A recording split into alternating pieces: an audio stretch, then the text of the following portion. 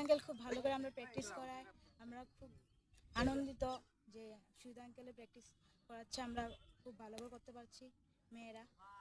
Thank you.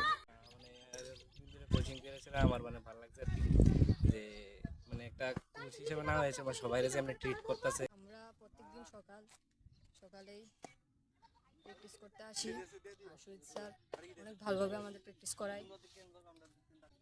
Sujit sir আমরা অনেক কিছু করে, ব্যাটিং বোলিং ফিল্ডিংটা আমরা আমি আগে ক্যাচ ছাড়তাম, কিন্তু স্যারের আন্ডারে এসে আমি ক্যাচ ছাড়িনি, আর বোলিংও আমি ভালো করছি। সুজিতদা আমরা ভালো প্র্যাকটিস করাইতেছে, অনেক দিন হয়েছে, অনেক ইমপ্রুভমেন্ট হয়েছে, আমার মধ্যেও অনেক ইমপ্রুভ হয়েছে, সবার মধ্যে অনেক ইমপ্রুভ হয়েছে।